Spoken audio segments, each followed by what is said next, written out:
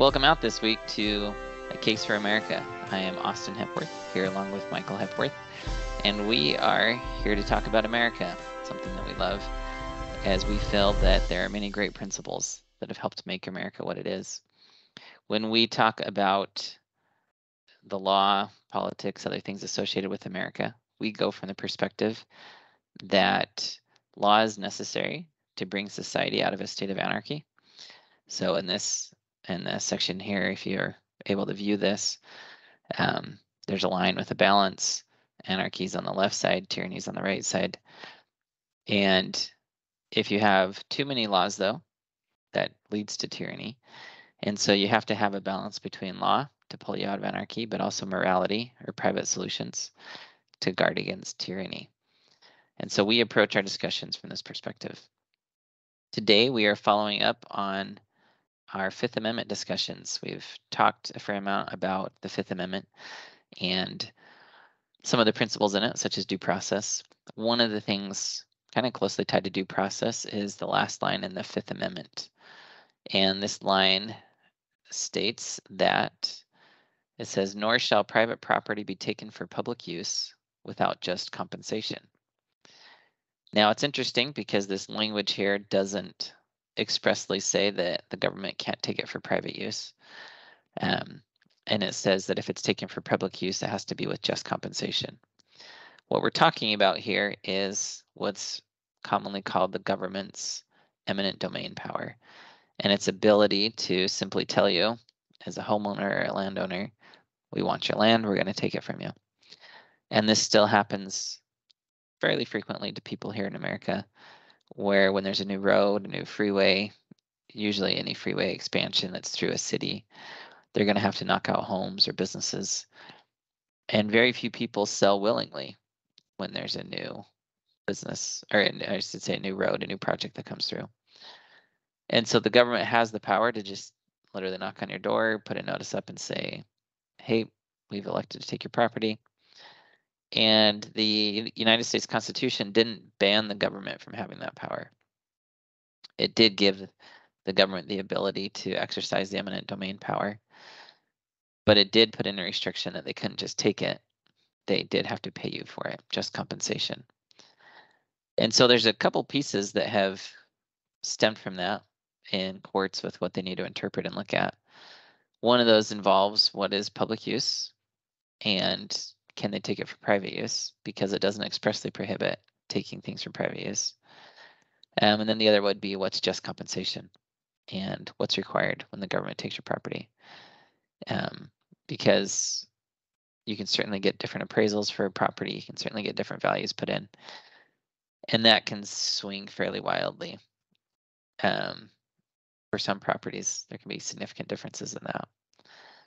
And so as we look at this today, I think it's interesting to look at a slightly deeper principle of even asking, is the power of eminent domain a good power, a bad power? Is it necessary to help us, stay out of a state of anarchy?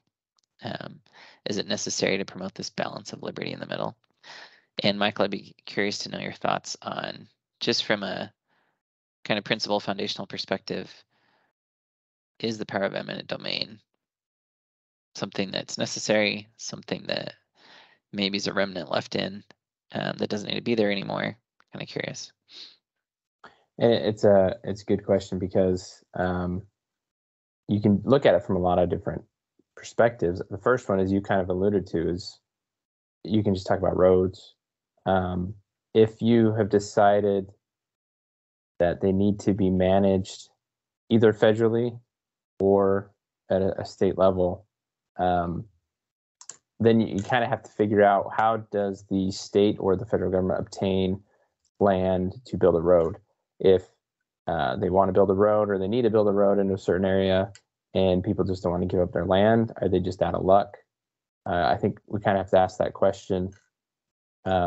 And then we say, if we don't want the federal government or the state governments to manage roads, I've heard people say it should all be privatized.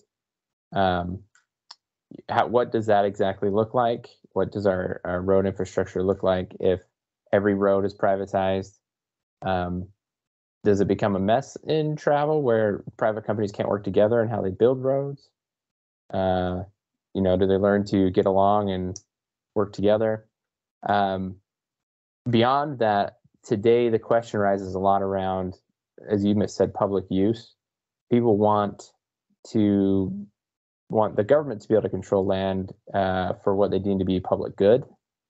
If they want land preserved, if they feel that the society, or not the society, the community may benefit from, say, a project to take a rundown area and make it nicer.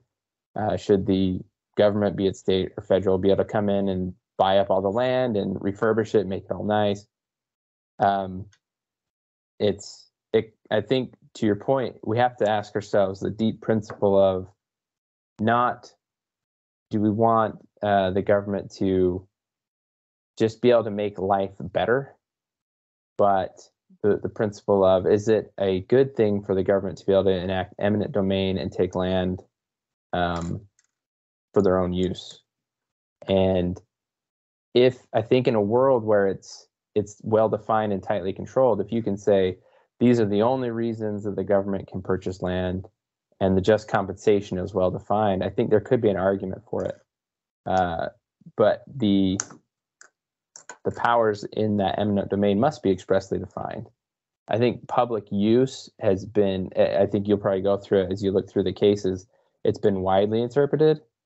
And so if there are ways and means to expressly define that, I think it could be argued that, yes, it's good that maybe a government can purchase land to build roads and things like that, but how far can it go? It probably ought to be expressly defined. Yeah, I think it goes back to sounds like with the balance of, it might be necessary at times. I think of, for example, a city that's just growing, and then one day they realize, hey, we might need an airport, and then they don't have a place to build an airport unless they take some property for it. And I do see some situations where, hey, things have grown, we need to build a road through here, or we need to expand a road. And feeling that is certainly something that roads, airports, a number of these things bring a sense of order, a sense of functionality to a country. One of the reasons America has done very well and been very successful as a country is because it has an amazing infrastructure. It's got roads, it's got bridges. And I'm not necessarily saying that the government's the only person that may have been able to pull that off. Like you say, there are arguments for people to privatize things. I don't know, and this is just me lacking knowledge, I don't know of a country where all the roads are completely private that we look to as a model of a private system working really well for roads. Maybe there is one, but it seems like societies have pretty fundamentally accepted that governments and roads kind of go hand in hand, creating ways for people to move and people to travel. And certainly the roads and the road system helps give us a lot of freedom that we can pick up and go where we want to go, get to places and do things. But like you say, it's not always clearly defined as to when they can take it. And the problem with that is it starts to lead to some potential abuses. So while we've talked so far about airports and roads, we get to other situations that have arisen.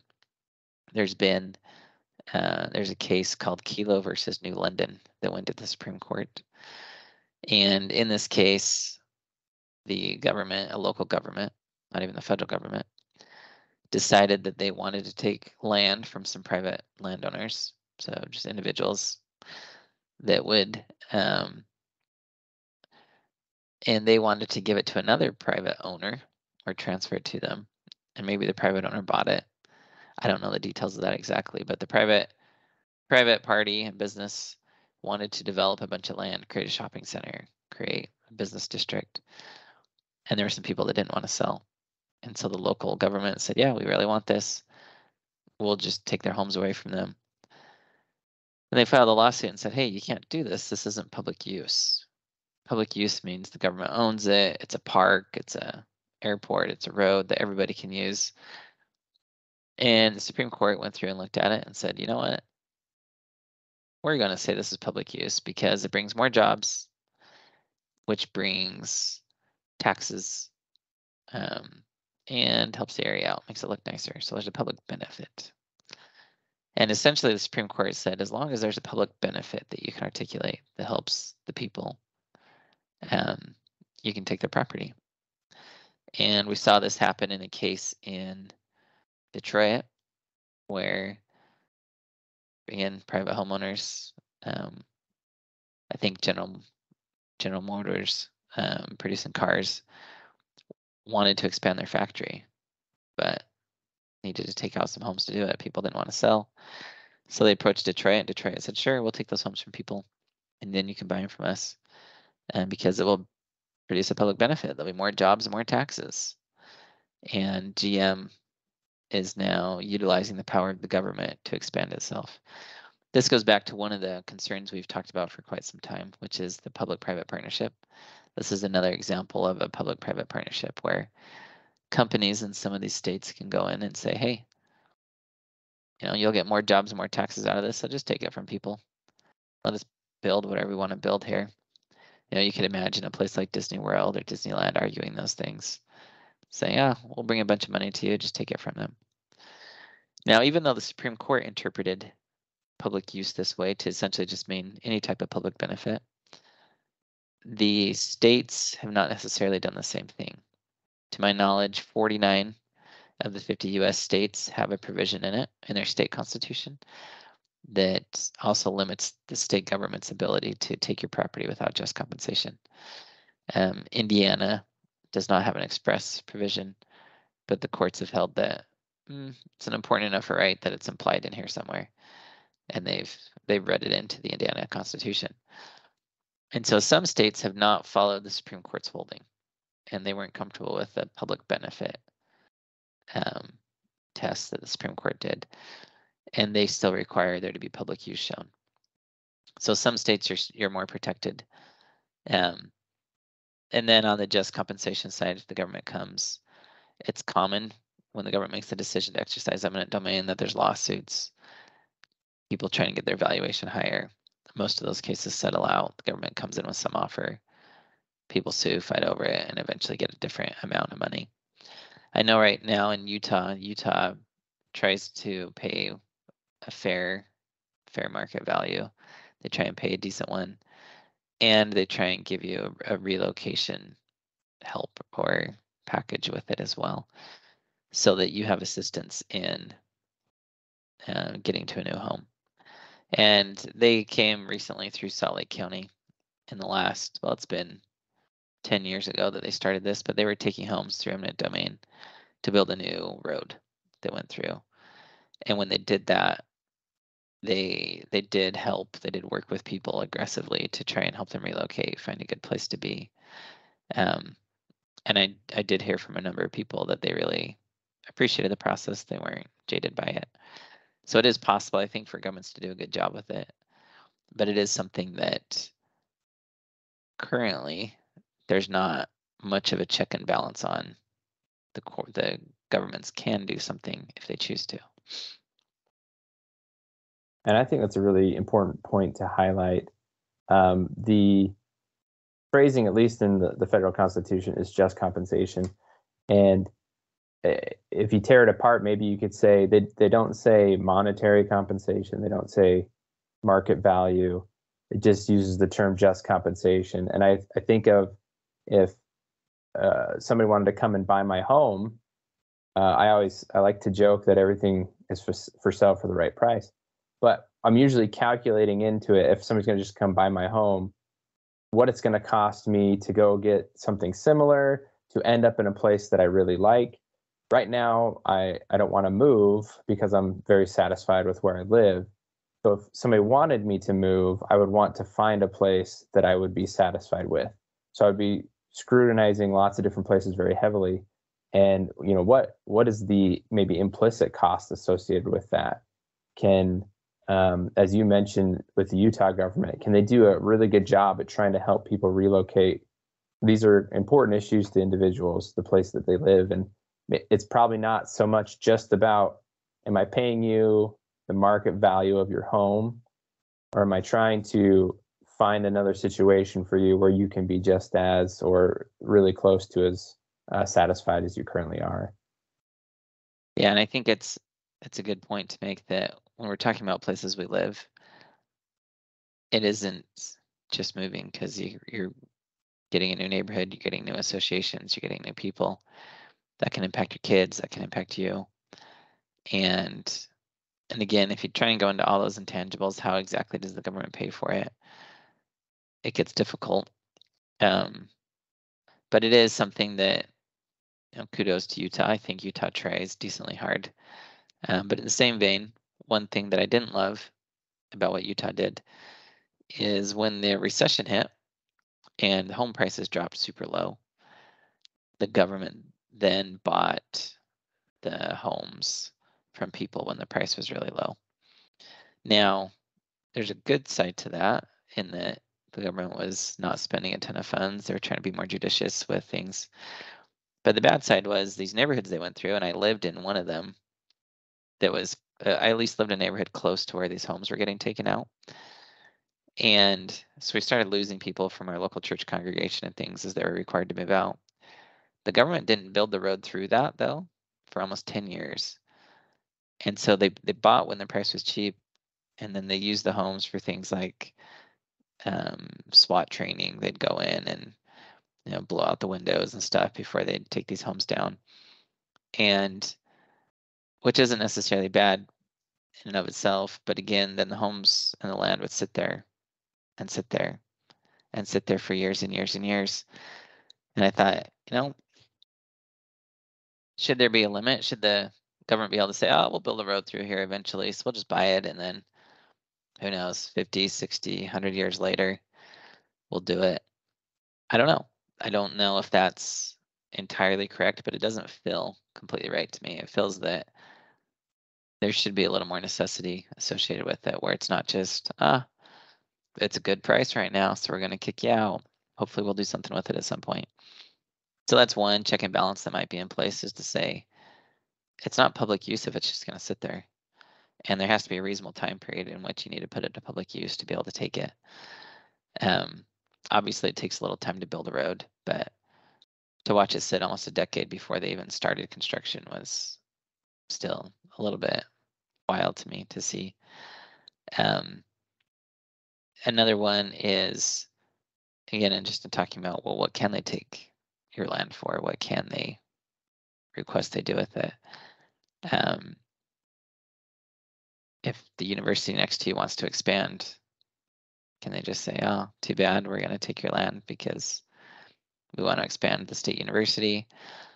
Oh, the post office isn't big enough. Let's just build a new one. Oh, we've got a new court building we want to build, and you just happen to have the block we want to build it on.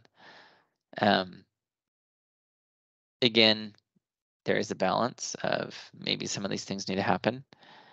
But to me, it feels like there probably should be some more steps or restrictions in place to balance and check the government on a number of these initiatives. Otherwise, the government has too much power to take things. We end up just, and a number of people argue this, but it's kind of like we're just leasing our property, where with property taxes and eminent domain, what we feel is ours can be taken away very quickly. And that's a power that should certainly be respected, in the sense that we shouldn't just allow those things to go on unchecked. I do believe there should be checks and balances, especially on the amount of property taxes they can charge. Because in a way, to me, that's a taking. If they're going to come in and say, oh, you own property, you now owe us taxes on it every year, and they just keep increasing the price of those taxes, to me that says, well, you're starting to take my property. And again, they have the power to take property, but they're supposed to compensate us for it.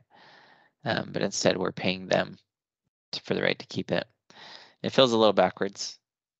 And again, from just a balance perspective, it's something that we should aggressively defend against and be aware of further attempts to take that power from us. But this eminent domain power goes hand in hand with zoning laws, because one of the things that government's learned, and it's something that the government's good at learning things through court cases and attempts. They don't necessarily always love to pay out the money to do all that they want to do. And so we have situations now where, for example, there's a case called Penn Central in New York City. And in the Penn Central case, there was an old train building, and the train company, I believe, wanted to build a new kind of high-rise office building on the location for the offices. You know, they had this land. This is in New York City, so there's other skyscrapers there. And air is a very valuable thing in New York. You can build up, and if you own the land, you own all the air above it. And so as they were working on finalizing their plans to develop this property and build a skyscrapers to offices that go up, New York City passed a new zoning ordinance, and designated the Penn Central Station as a historic building. And a historic building's not allowed to be changed. You got to keep it. You're responsible even for upkeep of its historic state. And when they did, the city said, no, you can't build a new tall building, and you'll never be able to sell it to build a new tall building here. And the market value of the land dropped from being worth a ton of money to being worth very little comparatively, because people didn't need an old train station for a building, and they didn't need all the upkeep on it. And so Penn Central sued and said, hey, this is a taking under the Fifth Amendment. You took our stuff and you didn't pay us for it. If you're going to make us keep this a historical landmark, you're going to need to pay us, because we just lost a ton of value on this property. And when the Supreme Court looked at it, they said, no, zoning laws aren't a taking under the eminent domain clause, because you keep title, your name stays on the title. The government didn't take it from you, and they don't have to pay you anything. And so we have scenarios now where the governments go through and just rezone things. Sometimes they won't take the land from you. They'll just say, this used to allow for businesses to be built here, but no, we rezoned it. Or, yeah, no, you bought that for a hospital, but we rezoned it. And they just change the nature and use. And so what could be very valuable for one person or for one business is not valuable if that use isn't allowed on that land, and the value of the land changes drastically. And so to me, the zoning laws are something that's become out of balance. There's way too much government power in enacting zoning laws and changing zoning laws, because it absolutely takes value from us. It takes property, which is ours. If you pay $1 million for land, expecting it to be used for something, and then the government comes along after and says, oh, your site's now a historic site. You don't get to change your house, or you don't get to change your building you just bought, but you got to keep it up, make it look nice in its old historic fashion. But no, you don't get paid for that. And yeah, you wanted to do something else with it, which is why you bought it, but you don't get to do that either. To me, that's very much leaning towards tyranny with the ability to rezone. And zoning laws in general have a lot of, you could say, a lot of conflict with them, where I understand that they make our neighborhoods nice. I understand that they'll put business districts in one place and homes in another place. But it's fascinating, even because we have the talk and all the push cries about climate change and how humans cause it. But then our zoning laws pushed us all out into suburbs and made us commute into the cities. And so if that really is an issue, why don't we open it up to private design, private solutions? Obviously, probably with some balance in place. There are some cities that have gone under developer control that are very strongly capitalist in nature, and they don't really look out for the neighborhood or the welfare of the people in it. And I'm not saying that every developer has to, even, because people can choose what they buy and what they don't buy. And people obviously chose to live in some of these cities that exist. But to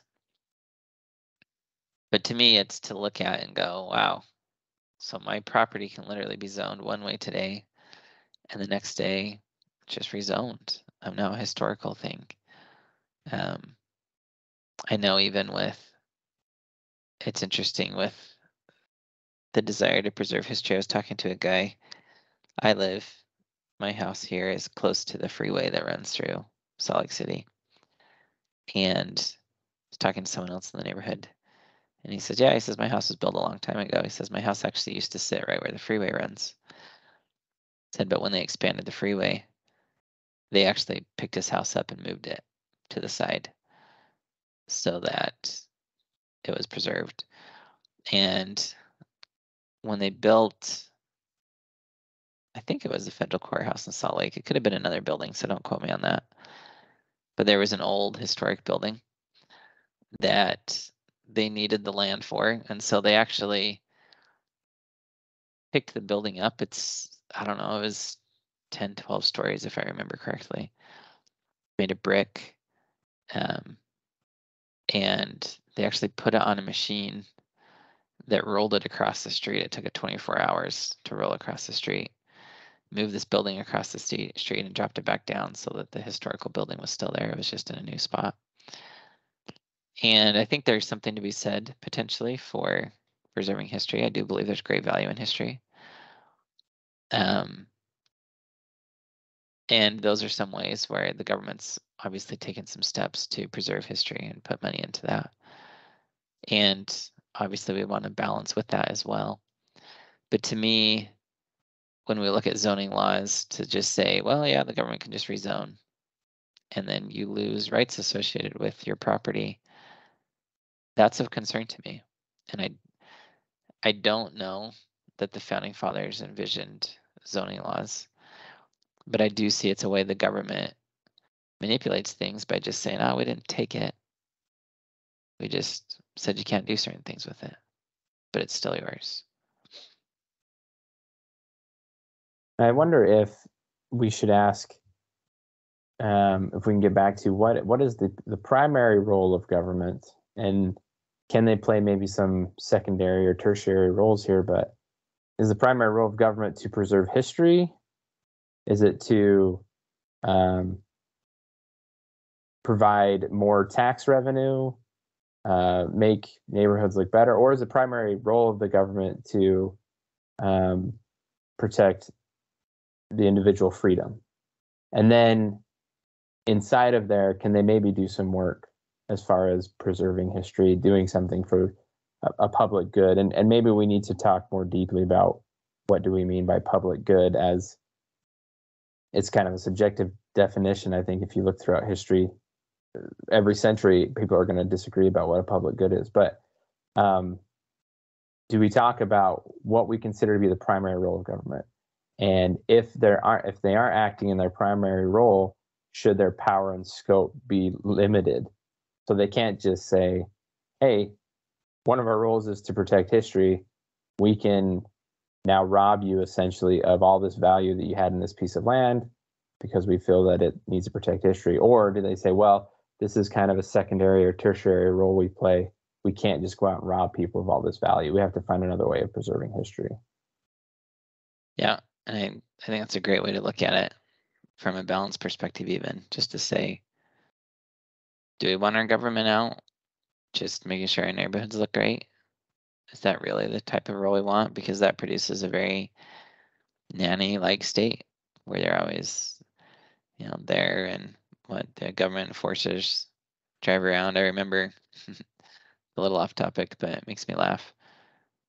Talking about the nanny state, the government came out with these recycle programs where they charge you for your recycle can, and then they come around and pick up recycle. I'm not opposed to recycling at all, but they got to a place. I was working at a business in downtown Salt Lake City. Salt Lake City got to a place and said, you know what? We're getting so much trash thrown into these recycle bins that we're going to start to legally mandate you can only put recyclable items into it because we're tired of pulling out the trash. And so they started actually driving around with their code enforcers, checking your recycle bin when you put it out before the recycle truck came to make sure it only had recycled things in it. And if it didn't, you got a warning, and you get up to 3 warnings, but then they'd start to fine you. And I remember after this started, watching the car come around, one guy driving, one guy on the passenger side. The guy on the passenger side would he'd pull the can, open it up, kind of look through it, see if he saw anything in it. And what quickly happened was people said, well, I'm going to stop recycling. I just got to stop putting things in the recycle can because if it's wrong, I could get fined for it. And then as I sat looking at my office window one day, I saw a homeless guy walk on by, open the lid to the recycle can and toss in his shoes. They were old, worn out shoes right before the, the code enforcer people came by, and I went, wow, so we didn't even put that in there. We're now getting in trouble for something else someone does. And then I lived in another city where they came out with the same thing. They said, hey, we're getting so much stuff that's not recyclable. We're going to do something about this. And so, just so you know, we're going to come around and check. And I wish I would have taken a picture of this. It would have been great. But I was driving down the street to work the garbage day after they announced this, garbage/recycle day. And there was a garbage can there. And the person's recycle can was sitting in the garbage can because they were going, we're not going to put up with this. This is insanity where you're coming to check on us. But when we insist that the government be responsible for these types of things, the government's main way to enforce anything is through law, through creating penalties and punishing people. And so, wow, if you want to force people to have a green lawn or force people to have their property look nice, people don't enjoy living with the code enforcer coming down the street. If you didn't pick your dandelions that week, if you didn't do whatever, it really changes our life a lot. And so to your point of, do we really want the government to be responsible for these things? Do we want the government to be designating history? And this ties into a number of debates going on currently with national parks, where national parks, national monuments, president decides, Utah, you've got some cool looking features. We're going to slap another national monument on you, or Arizona or Nevada or whoever. And if you look at some of these states, there's a lot of federal lands and national parks and national monuments throughout them. And is there value in protecting certain places? There's absolutely value in that. Is it the primary role of government? Say probably not. To your point, could it be a secondary role? Could there be a place where they do that and a way to do it, but it's within limited bounds? I think so. And I think we just haven't discussed what those limited bounds should be and how the government should be restricted in what it chooses to do. Because if it can just come out and say, oh, new designation, national monument, boom. Hey, landowners, guess what? We didn't take your property. It's one of the things the federal government usually does with these national monuments. They don't actually take your property. They're just a set of rules, kind of zoning rules about what you can or can't do there. And so if you had a cabin or house on it before the rules went into effect, you get grandfathered in. So you'll see some national parks where there's a couple cabins or a couple homes on them. Those people were there before, but they lost all other use of their land, and they aren't usually compensated for that. There can be land that people bought because there were minerals in it worth a lot. There's gold or oil or different things. And the government comes out and says, yeah, you paid for that, but we're not going to let you mine. This is not protected land. And again, they're not paying anything for that. They're just, and to me, that's not in line with the spirit or even letter of the Constitution, that taking land is more than just switching the name on the title. Taking land involves, if you take my airspace above it and don't let me develop it, That's a taking. If you take away my ability to do agricultural work on here and grow a farm, that's a taking. Pay me for that loss. And I think the founders knew that if the government had to pay for all the land it took and the things that it took from people, that there would be a lot more circumspect approach to how the government dealt with these things, because people would be upset with how much money is getting paid out, with how much is being taken. But when the government can just pass a new regulation, new zoning law, there's no great check and balance on that. And it produces, in my opinion, a lean that's more on the scale towards tyranny. But Mike, I don't know if you have any thoughts on zoning and maybe, whether any additional ideas or thoughts on ways to help that, or even maybe some of your experience on an HOA board of how much people love being themselves being nitpicked by a governing board over their property.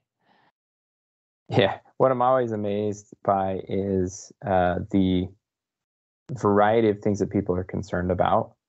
And so one neighbor would be concerned about one specific issue with homes.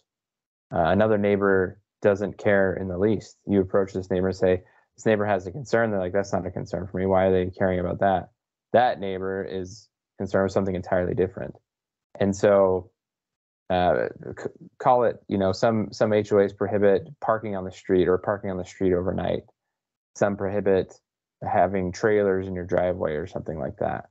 And to some neighbors, they don't care about the trailers, but they care about the parking in the street. And other ones don't care about parking in the street, but they care about the trailers. Some care about the color of the mailboxes, other ones don't. And what strikes me as funny is we talk about upholding the value of a neighborhood via zoning or via an HOA or a governing body. But each individual has quite the disparate idea of what value is, what brings value to the neighborhood. Generally, they say this is a nice neighborhood, but when you ask the specifics, everybody kind of has a different idea. And so when we say, hey, let's ask the government to keep our neighborhoods clean and nice, or let's ask the government to manage the use of the land and how we make sure that we use the land correctly. I don't know that one governing body really gets it right. Maybe they get some things right, maybe they get some things wrong, but why is one better than another? Or why is a centralized plan better than just people in the area working together and talking it out? I've had a lot of positive experiences going and just talking to people about issues that I've seen in the area, rather than just say, hey, this is the rule and this is the fine. Government really doesn't have the capacity to do that, to go and talk to people, but individuals do. And I think too often we're looking for a government solution to individual differences. And there's lots of individual differences. Again, our interpretation of what brings value is pretty wide.